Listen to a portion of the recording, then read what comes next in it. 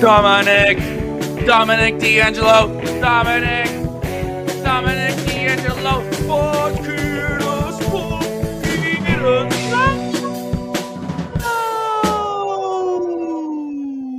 Yes. What's up, everybody? It's Sportskeeda Wrestling's Rings and Rambles. Nick will be with me on a future episode, but coming in, stepping in, doing the hot tag from my Zony days, coming in here. This is pretty fun. He is from the pit of America, known as Pittsburgh, Pennsylvania.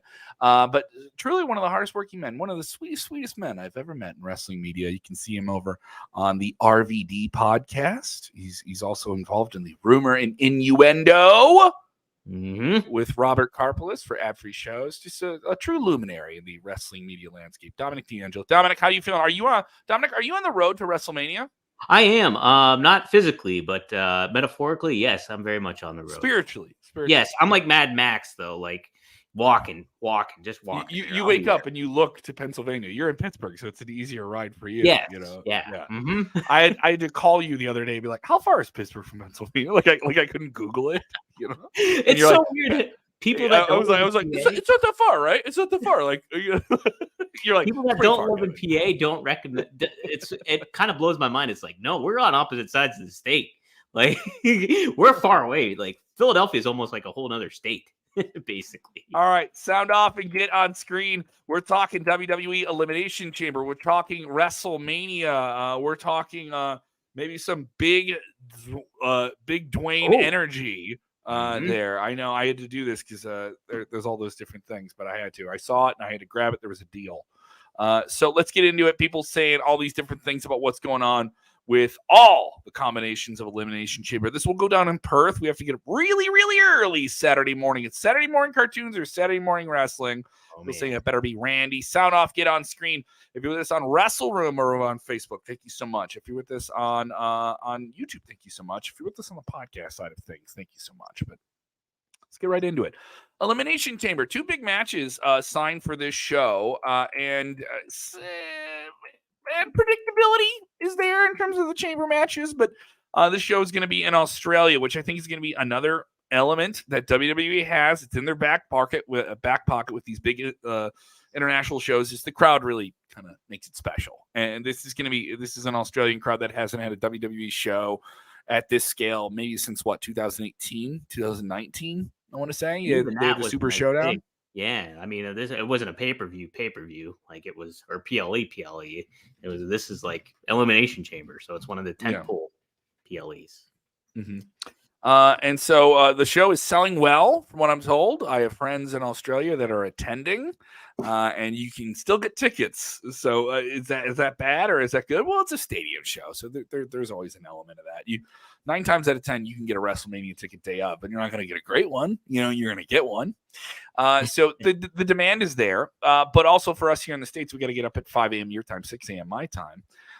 Do you think that sways people from watching this show in the United States? We're one of the biggest markets in the world, or is this more the power play to say that WWE is truly an international thing? Hey, if you're awake at noon in London, you can watch this thing in the middle of the afternoon for you. Yeah, I think it's a fair trade, to be honest. I mean, in the landscape of how we've been accustomed to watch wrestling when it comes to streaming, I think the majority of an audience is used to that. And, whether they watch it live or not is one thing. But, I mean, people can tune in late, and I think they'll still get a good contingency. And overall, it's like for the global brand of it all. And WWE's really been a big proponent of that these past several months with the announcements of like going to Berlin, Money in the Bank in London, you name it, Puerto Rico, obviously too. Just a lot of different things. And yeah, I'm excited for the event simply for that crowd reaction and how that's such a fun element. And that was a huge deal in Puerto Rico, which is still United States, but still somewhere they don't go often. That crowd was insane. It was truly the biggest part of the show. And that huge crowd they had at Clash of the Castle more than a year ago, that was special. That does kind of make it an attraction, and it's an elimination chamber, which is a big thing unto itself. And I'll get Hunter. You have a question about Okada. We'll do all of our questions at the end. We'll take a bunch of questions at the end. If they're kind of off topic, I'll get to as many of them as I can at the end. Yes, we will talk about Okada and his reported decision. We will talk about AEW and them getting a little too worky shooty and all those different things. But let's stay on here with what's going on with Elimination Chamber. Now, the men's Elimination Chamber really feels predictable.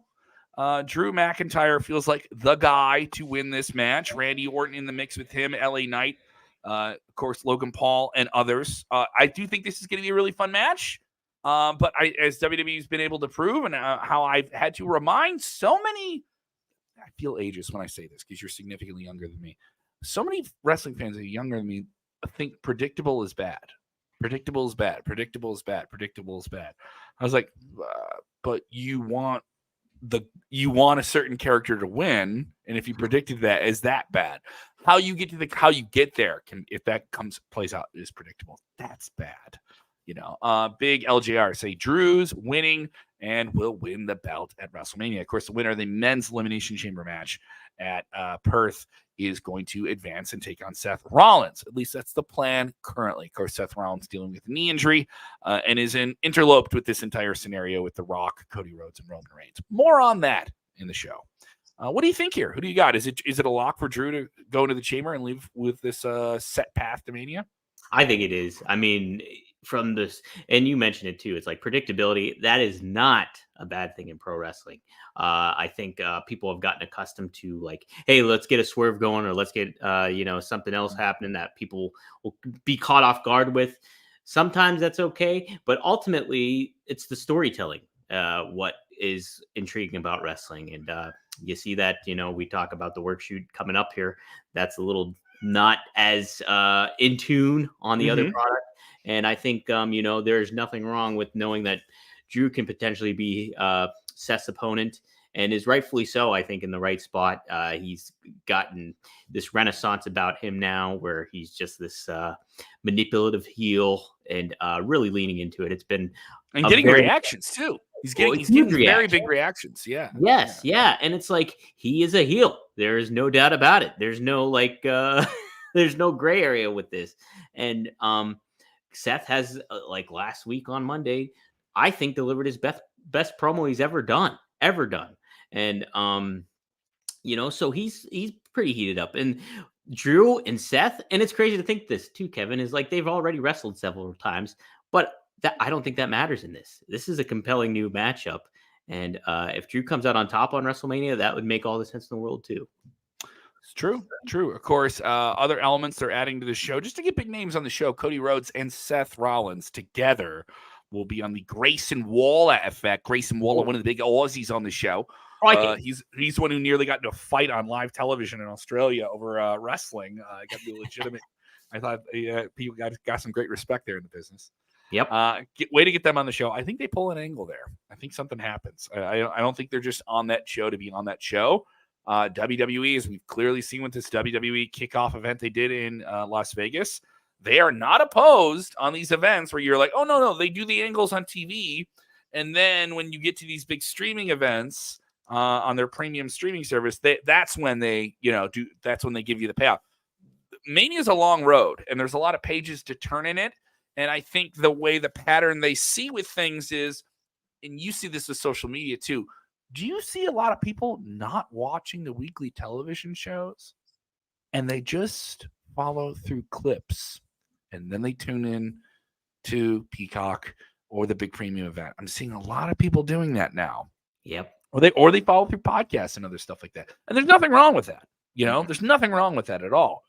So something makes me think they're going to pull some type of big angle here. And it's just a surface level observation. I don't think Cody and Rollins are there just to be blah, blah, blah. And then, someone, Cody gives, Grayson Waller a crossroads or something like that. I don't think that's the case. I think you could maybe see Cody even having a match, an impromptu match or something like that. And you could further progress. I mean, if you really want to make this feel like a big event, you can progress something in regards to Mania when it comes to like the Rock, Roman, Cody, Seth, whatever they decide to kind of do. If we get that tag match, I think this is when maybe where that kind of comes from. If that's what they're going for, then like that would be a good place to make that announcement. Is having that match. So I think I'm with you, Kev.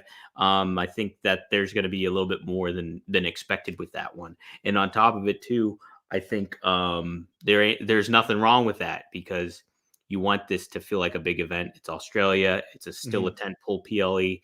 You want to hammer the point home that, hey, this is worth tuning into, and it's can't miss kind of stuff. And you give the fans in Australia that came out for the show a little bit more than they were expecting. Right, exactly. You know, it's added value. Here we go. Sumatra Kakan, he is watching. He says, thought on LA Knight winning the Elimination Chamber. LA Knight, jaw-jacking with Drew McIntyre this past Friday on SmackDown. I think we could touch on SmackDown at some point within the show here. LA Knight still red hot, a lot of momentum, won the big battle royal at SummerSlam. A lot of people thought maybe he would be the guy to take out Roman Reigns in Saudi Arabia for a little bit. He's just had a lot of momentum. And some people say that stalled a little bit, stalling at the wrong time. CM Punk comes back. He's one of those guys that would maybe get knocked out of his slot for whatever. All those surface level observations. I still think he gets a big moment. I think he gets a great. I think it's one of the best mid-card moments of the weekend in Philadelphia at WrestleMania. The trajectory seems to be him and Logan Paul. A lot of people sliding them together. If that's a good pairing, I think LA Knight's a good guy to work with him. I think they can have some very great segments. The few times they've been on the microphone together have been, you can just see people just kind of take it all in. So I'm all for that. I think there's something there. I don't think he needs to win this match, but it's an Elimination Chamber match. There's going to be 5 guys that lose. So it isn't like you're taking the big L. There's a lot of people you could lose every Elimination Chamber you're in and no one really says, oh, you lost this many Elimination Chambers. Or no, you were in that many Elimination Chambers. That's what they say. People don't talk that way. How many Royal Rumbles was Kane in? How many did he win? People don't say that, though. They say he was in this many Royal Rumbles, and the fact that he's in the match is he's in the mix. There's guys who are not in the mix. AJ Styles is not in this match. There's big names that are not in this. Gunther's not in this match. So there's names they're kind of keeping on the shelf away from this. So the fact that he's in there is going to prove that he's over. He's going to get a big reaction when he comes out there. There's going to be a lot of really casual fans that love that stuff, and diehards do too. He's that cross-sectional wrestler. A casual kid who comes to wrestling with his dad is going to yell, yeah. A bearded dude like you and I who wants to drink a beer is also going to yell, yeah. So you have a cross. I think he's in a good position, but I don't see him winning it. I just don't see him win. I can see him being, maybe someone who kind of gets robbed, and the motivation gets under his skin, and Logan Paul pulls some, Hollywood shenanigans again, and has to get brass knuckles in a match with a cage, right? Which is so gaga and over the top, but that is what it is. Yeah, and LA Knight, he was hot, and then I agree with the mentality that he kind of cooled off a little bit, but some guys do naturally. Guys do naturally. You can't keep him hot like that the whole time. It's 52 and you weeks see a year. And you know what we see and Drew is just the perfect example where he cooled down. What's next for him, everything like that, and then boom, just like that, he's heated back up.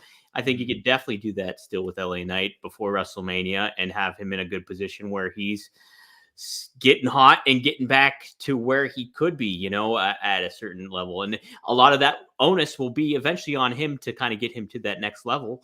And there's no reason that I don't think that he's not maybe necessarily capable of doing that. So, I think, he's not going to win this. I don't think. I think obviously Drew is the surefire bet. But yeah, to your point about it being like an Elimination Chamber and like, it's almost like, yay, that's pretty cool that you're a part of an Elimination Chamber match. You were in that mix. You were there. Not everybody, and big names too, are not necessarily in this matchup. And LA Knight is one of them. So he's certainly getting a spotlight shown on him. And I don't think he's going to be forgotten about when it comes to WrestleMania. I have a big question, though, with WrestleMania, and I'll get on that. I have a huge question that WWE is getting more people to ask themselves. But before we finish up an Elimination Chamber here, let's jump over to the women's side of action here. And this is another one that feels like it has an outcome that has been kind of telegraphed, especially coming out of that WrestleMania kickoff event for WWE in Las Vegas. Rhea Ripley and Becky Lynch, they've been teasing this one. They've always had the kind of like a looking over the shoulder type things, and then they were just dead set. Yeah, I'm going to see you. This is a big deal for Rhea Ripley, Australia. She's the biggest wrestler WWE's ever had out of Australia. I think that is a very unique and special designation for her. She'll be featured on this card. I think she's going to womp on Nia Jax and get to have the fun hometown country moment. And before the end of the night, you'll have her and Becky Lynch squaring off in some way. I also think maybe the women open the show, too. I could see the women opening the show. What do you think? Yeah, I could see that, too. And I think that would be a great way to start it, too, because if you open the show with the women, you can close it too with Rhea, and you have that full circle kind of moment that kind of adds it all up.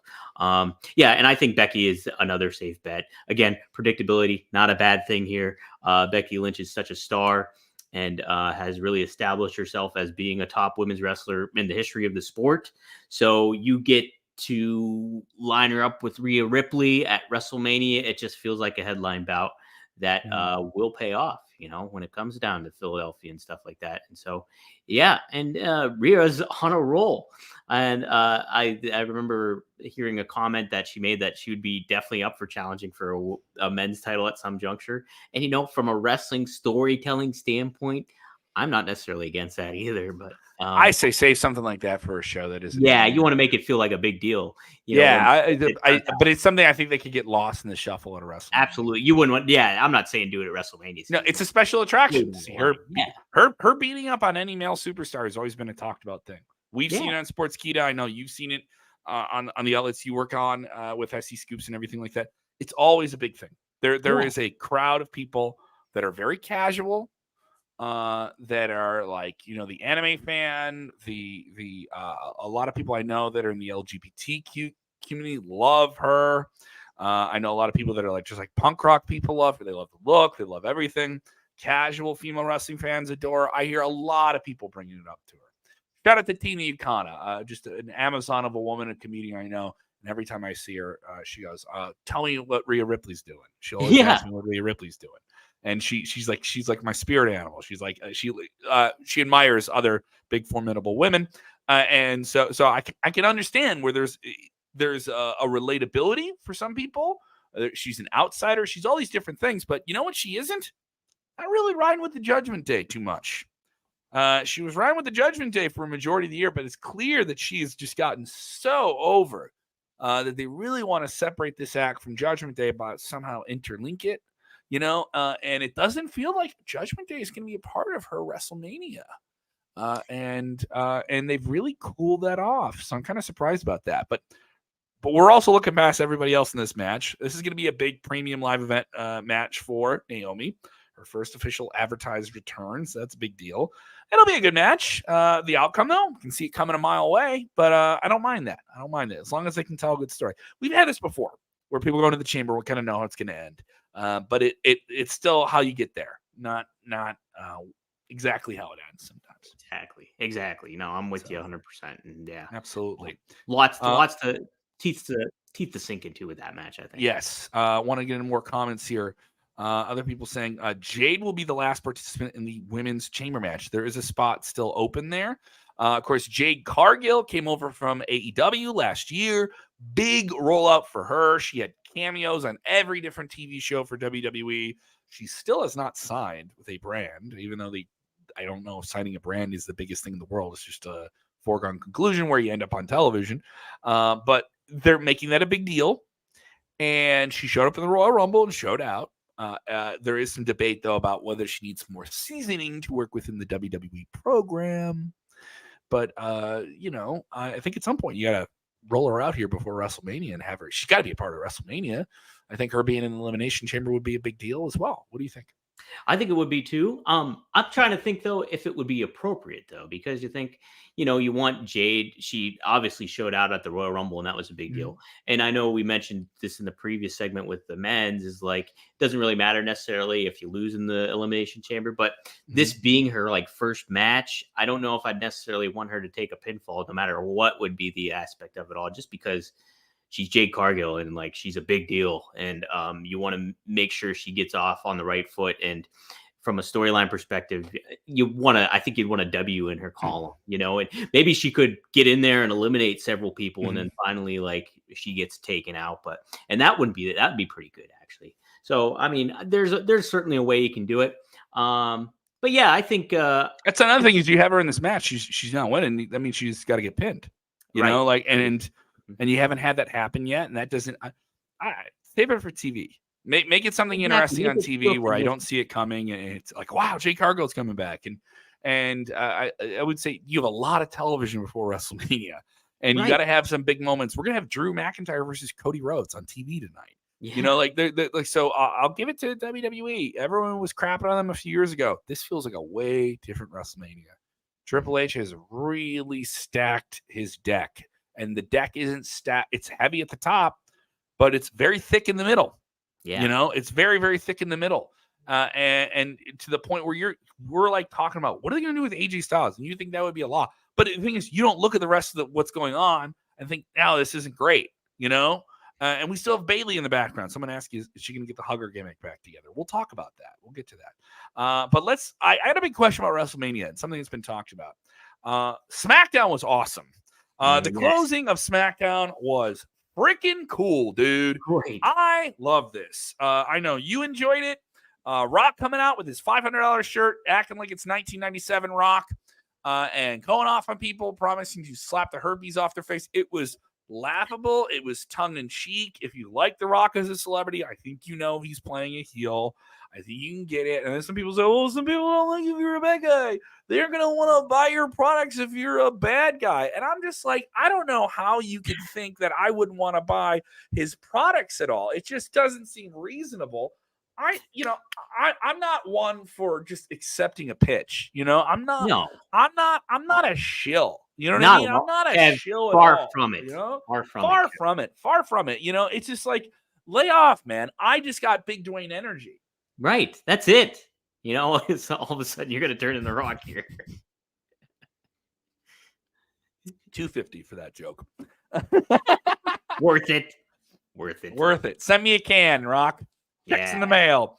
But no, I love this. This was really interesting. Him joining the bloodline. Everyone was freaking out because he did this.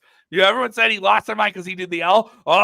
There's so many people that were so outrageously out of their minds about that.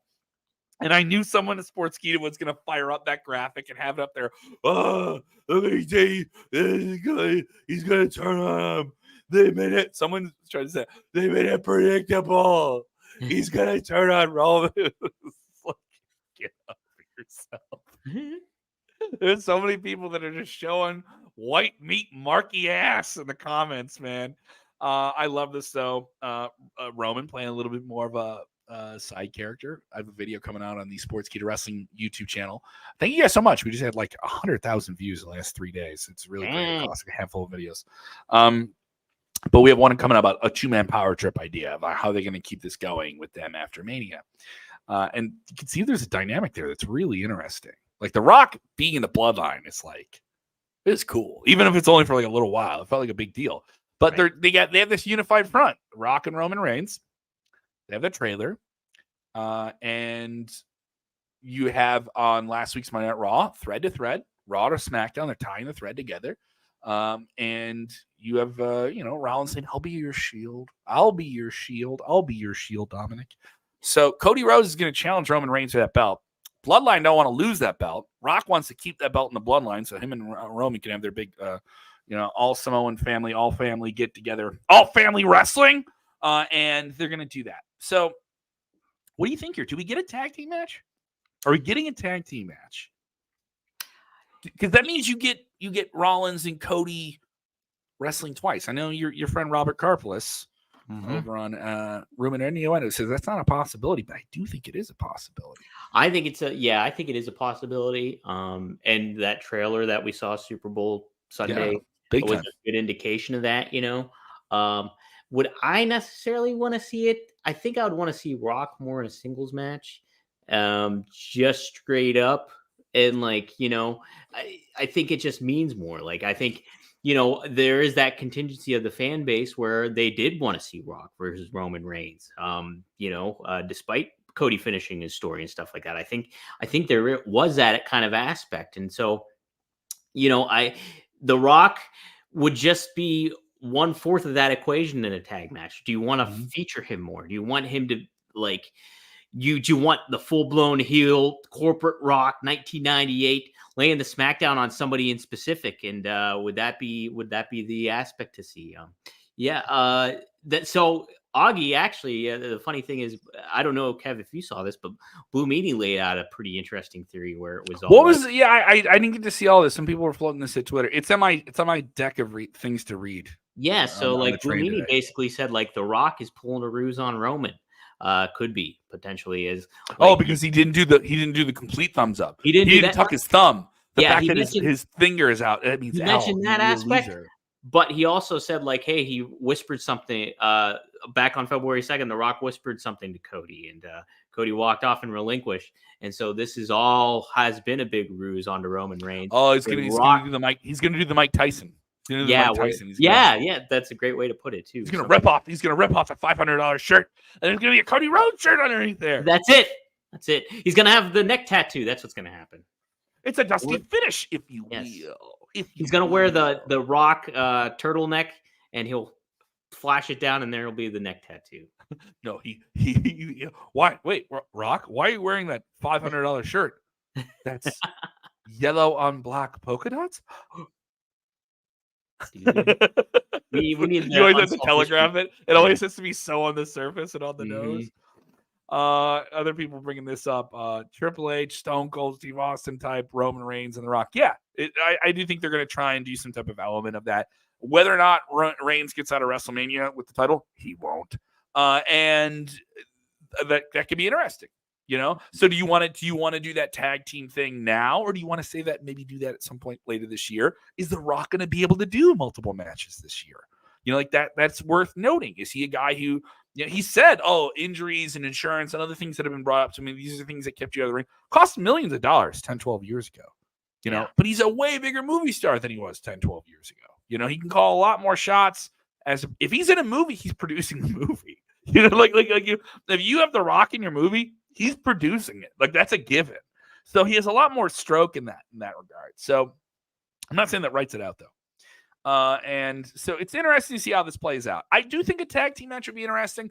It does allow you to kind of hide some things with The Rock. True. A guy who hasn't, you know, it's not, people say he's going to be huffing and puffing. No, that's BS. I didn't buy that.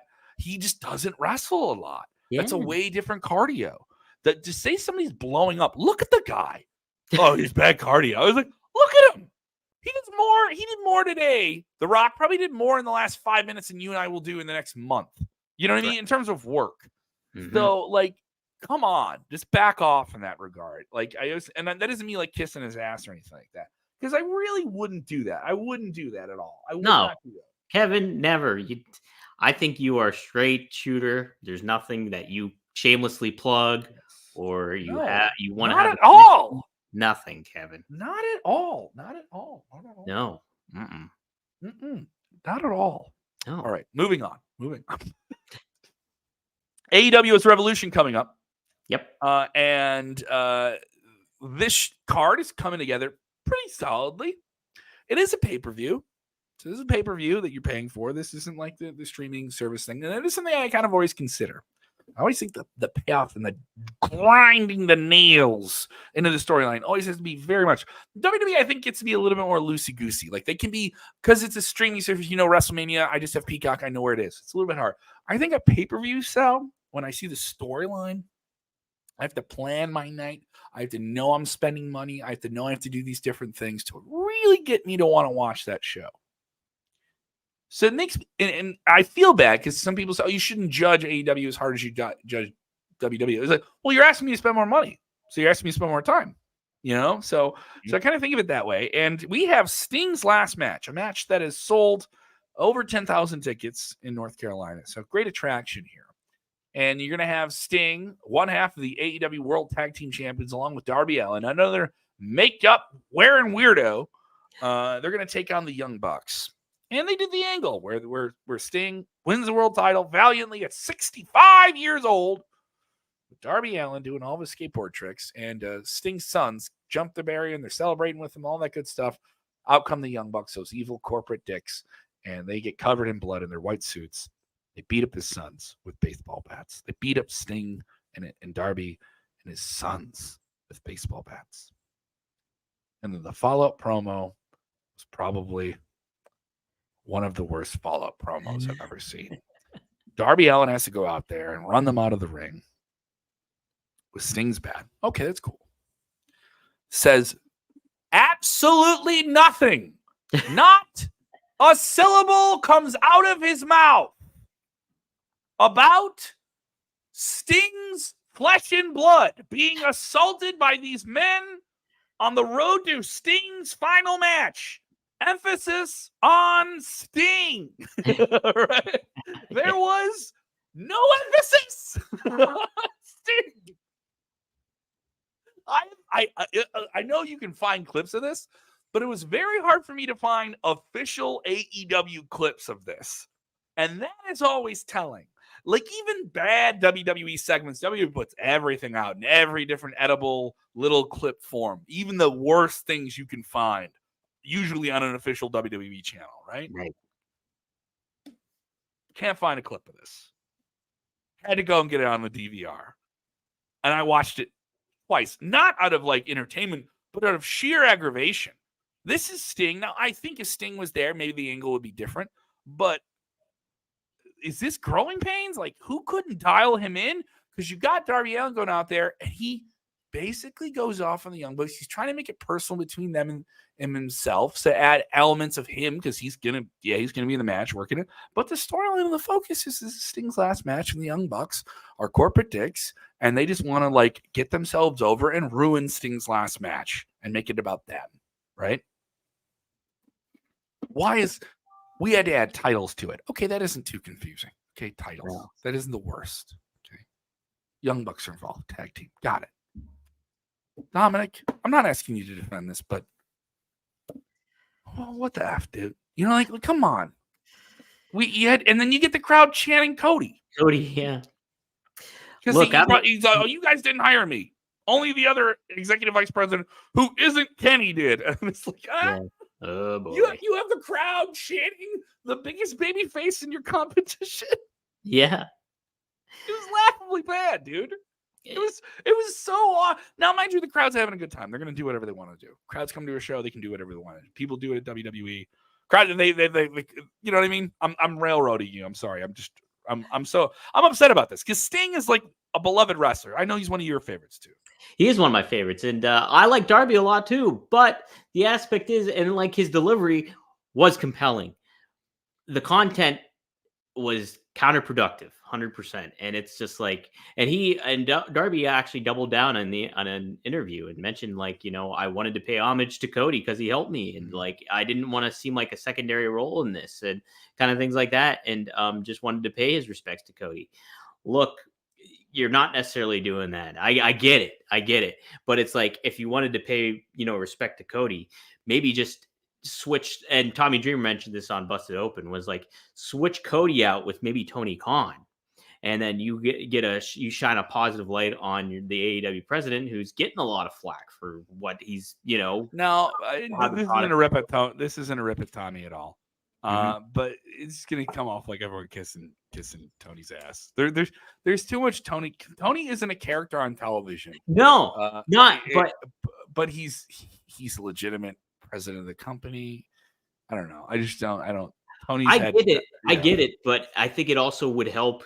Okay, you're doing this, but across the board, Kevin, when it comes to all this, when it's Darby saying this kind of stuff, and then also the Young Bucks being the EVPs and all of this, and wearing suits while they wrestle, they're working as heels. They're clicked over pretty easily, yeah. But I think that still overshadows the pure intent of, hey, this is Sting's last match. You don't need all this added fluff to this to make this compelling. I think it was compelling just for the simple fact that, hey, maybe the Bucks do kind of want to ruin things for Sting or whatever, and that maybe they're petulant and upset, but you don't need all this inside baseball talk about being EVPs, having this power trip kind of thing.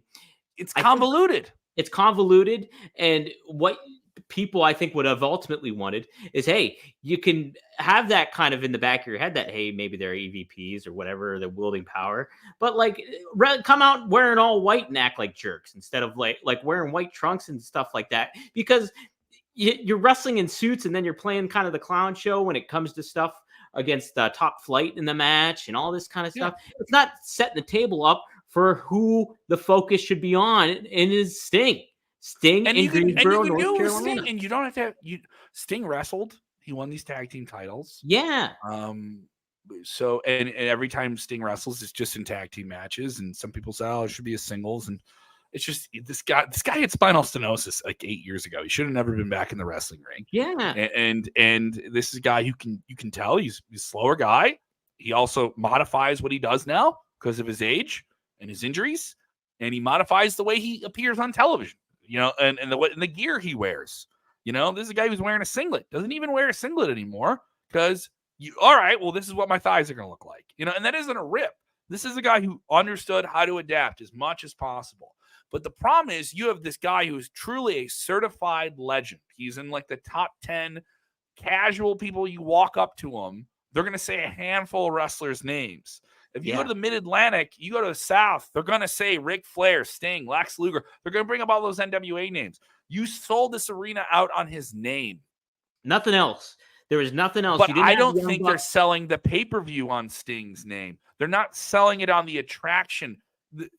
Revolution, Sting's last match. Sell it. Like, just give me a special send-off. Give me rah, rah, rah, rah, rah, rah, rah. And give me the investment and the conclude. Like, it's not like it's so obvious that some of the things that some people said leaving AEW are now front and center. You can see them. They're all there. It's all obvious. This isn't me like accusing anything of everybody, but this is just like the collective thing. Like, you look at it and you're like, what is going on? How come no one can come in as a segment producer? People said there shouldn't be writers in wrestling. Oh yeah, there should be. You should have an independent person that comes in and says, here's the storyline point, nail it down, go in there, give it to me. Here's what we're pushing. Here's our focal point. But you already have how many things in this match with how many moving pieces that you were going to need anyway, because it's Sting's last match and you don't want him doing a singles match. You want him to have the tag team thing, right? So you're going to have all that running gaga around anyway, right? Can they set course? Do you have Sting come out there and cut a great promo? You've had how many weeks? Months of television. Months of TV. Months of television. 3 shows a week. 3 shows a week. And you couldn't come out there and make video packages. Oh, we don't have rights to the footage and different stuff like that. You're Tony Khan. You can film special things. You can do all of these different things that make this character who has decades of a legacy that you bought into and you've made look very, very cool over the last 5 years and made him feel very much like a special attraction. When I got to see Sting wrestle in TNA, it was cool. Yeah. I got to see Sting wrestle, and he had a great match with Austin Aries that night. And when I saw him on AEW, I said the first thing I said to some casual friends of mine, and that matters, by the way. That's something that AEW needs right now. They need the casuals. Come on. I know I'm a little ranty and mad about this. This is my real ramble. No, I'm kind of ticked about it too, though, Kevin. It's like, hey, you set all this table up. Like, where's Ric Flair at? we were showing Ric Flair, not there. It's just like the history. I tell you what he's doing. He's selling energy drinks. He's selling energy drinks. I know. I should pull that right, but it's just like there's nothing following up with that, nothing touching upon the history of Sting and his impact that he's had on the sport. There's just so much stuff that, Tony Khan has done a wonderful job at portraying Sting and handling Sting in a lot of ways when it comes to since he's been there. But this is underwhelming, and it's not underwhelming, convoluted. Mm-hmm. It's absolutely and true. just a convoluted mess what it is, and it's a shame. It's a shame. And hopefully, like now when it comes to these AEW pay-per-views, their pay-per-views are usually well executed, pretty well done overall. So I'm not necessarily saying that the pay-per-view itself is going to be a bummer. No, but it's a bummer to have. They can pivot. They can pivot and make something work. And they have what 2-3 weeks here? That's not. Yeah, not a lot of time though. It's like still you've had months. You know, Yeah, and this is bad one months. of the biggest angles they've had in a year. Yep. In terms of on premise, where you say what it is. Here it is on paper. How are we going to get there? You know, I want to get to some of your questions here as we wrap up here. People asked us about what the plans for Jay. We kind of already touched on that. Thoughts on LA Knight. Other people bringing up all these different things with the men's chamber match, but I do want to talk about this. CM Punk on the shelf with the injury, and I've heard a lot more people say, "Put him on commentary. Put him on commentary." And I've heard that more and more and more and more and more. And I think it'd be interesting, but I don't know. I think there's other things you can do with CM Punk. What do you do with CM Punk if he can't wrestle? What do? You got the pen? Do something fun. Yeah, I mean, you could do like a Piper's Pit with Punk. You know, Punk's very pit? much embrace that. Yeah. Someone's gonna call it Punk's mosh pit or something like that. They're gonna try. You're like the punk rock guy. You want to do the mosh pit? Like the straight edge with CM Punk or something like that. You could do something straight talk. Straight talk. There you go. That's it. So, like, yeah, you could definitely do something like that. Robert Karplis, my Rumor and Innuendo co-host, actually made the suggestion that, hey, why not put him on NXT commentary, because you not only elevate your NXT product, CM Punk has already showed an enthusiasm of working down there, and you kind of get the best of both worlds by setting it up for when NXT goes over to the CW and stuff. So there's definitely, I don't think you should let Punk kind of sit on the shelf. Why not? And like putting him on with a microphone in his hand, whether it's on a commentary booth, on a pre-show, on whatever. He's not just an injured wrestler. He's one of the biggest talkers of all time. That's a wrestler. So and he'll set you up. He can always set stuff up for future things that he says. So like if he, like even with the WrestleMania kickoff show where he was like calling out The Rock and The Rock is across the room staring daggers at him, there's stuff that people can touch back on. I saw that. Yeah, I saw that. Whoever called that shot of let's shoot Punk with Rock being really pissed off in the background, out of focus, and he said someone's got to punch Rock in the face, and you saw the Rock stop because he's this huge 300-pound muscle man. He just stops and turns over his shoulder. He did that Fast and the Furious one. You know you seen Fast and the Furious, the first one they had with The Rock? No, I haven't. Dumb fun movies. You haven't seen it? No, I've never seen it. It's the one where they go to Brazil. You know, where they have fast cars, Brazil. Yes. So they go to Brazil, and The Rock is a federal investigator who has to stop these car runners. They're called car runners, right? And he has to stop these car runners, okay, Dom? And the way he's going to stop them is he's going to go down there. He's going to put his team together. He's going to get off the plane. The local authorities are off the plane. They're telling Rock, this big 300-pound man, and you can't see that is the Rock. He's walking by, and they're putting all his cargo together. And he goes, I want this, I want this, I want this, and I want this woman to be my translator. He goes, why? I like her smile. And one more thing. It's the best F-bomb ever in PG-13 movies. One more thing. He turns his head and goes, one more thing. Stay out of my fucking way. It's so stupid and just so perfectly over the top wrestling in a movie stuff, and he nails it. And I'm just like, I want them to find some way to get that into a clip, but whatever. Yeah, people swearing, it's a big thing. No, I think Punk too. You want to be crazy? I'll be crazy. Listen, want to get crazy? Let's get crazy. Another movie line. Put him on the bump. Give him a talk show. Give him a show. You know, I would say give him a show.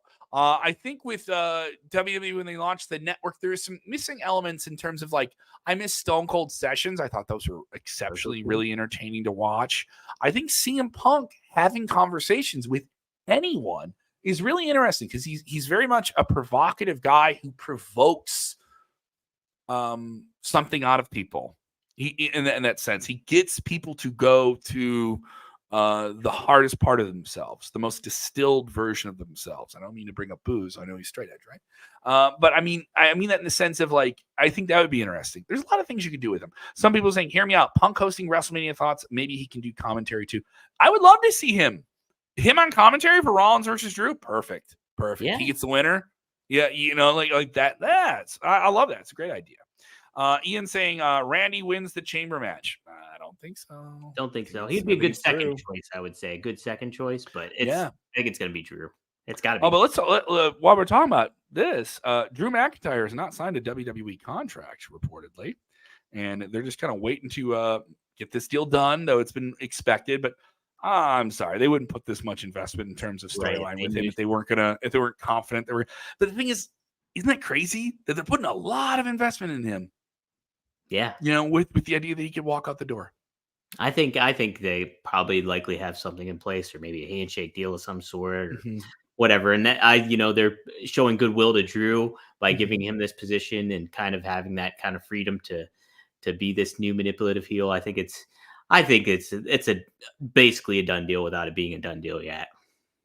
Absolutely. Dominic, if they want to follow you, where do they go? Hey, yeah, you can follow me on Twitter, X, whatever you want to call it, at Dominic D'Angelo. That's my last name, DEANGELO.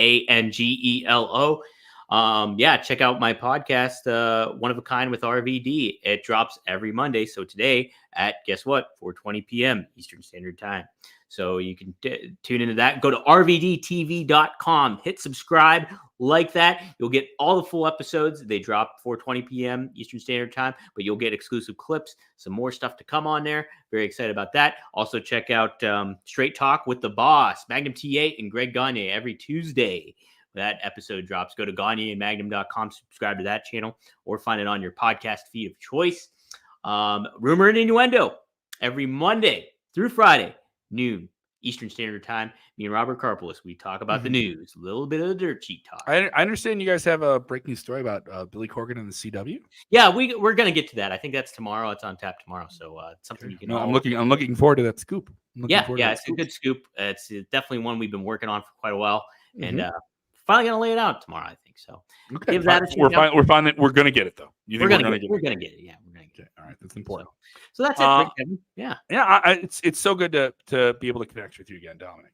For people who've wrestles on, I can talk about that. Dominic and I have worked together for like almost 8-9 years on and off in different things, and now we run into each other at these other things where we're on competing outlets. But it is very, very cool that here on the Sportskeeda Wrestling YouTube channel that I'm able to collaborate with people from other different elements and peers in the realm. And we're going to try and keep doing it on Rings and Rambles, by the way. If there is someone in wrestling media that you would like me to have on the show, and I don't mean wrestlers, I mean creators, I mean maybe comedians, maybe someone I don't even know about that I've never met, I would love to have them kind of come in here. And that's kind of what this is. Super fans, creators, journalists. I would love to have people like that here on the show. That's kind of, and we just kind of chop it up on wrestling. It's kind of the idea here. You can follow me. I'm going to be busy. I'm going to be on Q101 today. Q101, Chicago's alternative rock radio station, the coolest alternative rock radio station in the world. I'm going to be with them. That's pretty sweet. Giving away some awesome stuff for all the different things we have going on. You can stream it anywhere, Q101.com. I'm also busy with Roast Battle Chicago. We are going to have 6 consecutive weeks of shows. We will be at the Lincoln Lodge on Leap Day, February 29th, starting our Roast Battle Chicago tournament. 32 comedians enter, all of them broken by insults. Only one will leave. And then I'm here. I'm here quite a bit with Sportskeeda Wrestling. I have a lot going on with it. And we just cracked 100,000 subscribers on YouTube. How about that? You wish. Juan Gonzalez closing us out. Love that Bulls hat. Go Bulls. Even though they suck right now. Drew is winning the chamber. He's the only Raw guy in it. Don't make sense for someone else to win unless they're doing inside trade. Since Cody would be leaving Raw. I don't know if it's that brand specific, but I get what you're saying. Let me know who you guys think is going to win the Royal Rumbles, the elimination. The Royal Rumble in a cage. It's a Royal Rumble in a cage. This should change it to Royal Rumble in a cage, right? That's what we should change it to. Should rebrand it as Royal Rumble in a cage. Parentheses.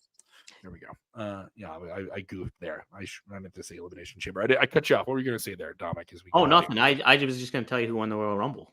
Oh, who won? I think Cody. Cody won. Oh, okay. All right. I'm catching up. I'm really behind. It's on the network. You can check it out. It's on the queue. It's on the queue. I got to catch up. Yes. The Bulls do suck. Yes, they do. Not a single person in the All-Star game doing anything. Appreciate it. Nope. All right. Thank you guys so much. Appreciate it. Hit the like button if you haven't done so already. We do these every Monday. Maybe we should do them a little bit more often. Let them know. Okay. Good way to do that is hit the like button. If you watched, over 49 minutes of content from me for free here, just hit the like button. You don't have a limited amount of those. You know how many people just don't hit the button? The button means so much. Mother Google makes us press the button. So press it. And I'm going to press this one right now and say goodbye to you. Thank you guys so much. Wherever you're listening or watching, follow Dominic. He's such a good egg. He's such a good man. He's the only redeeming part about Pittsburgh, Pennsylvania that I've ever seen in my entire life. And so there you go. The igloo got torn down, but I'll still have love for Dominic D'Angelo. Thank you guys so much. Remember, when watching wrestling, please do the most important thing. Do you remember the sign off? You remember the sign off, Dominic? Is it Yamriager for life? Is that it? Yamriager for life. You son of how dare you bring up? You brought up the Pittsburgh Penguins. My program. When I think of those awful, dirty, nasty Penguins and what they pulled on my beloved Hawks in the early 1990s. Ridiculous. Oh, me and Chris Chillis are going to come to your house and beat you up in front of your dad. All right. Enjoy.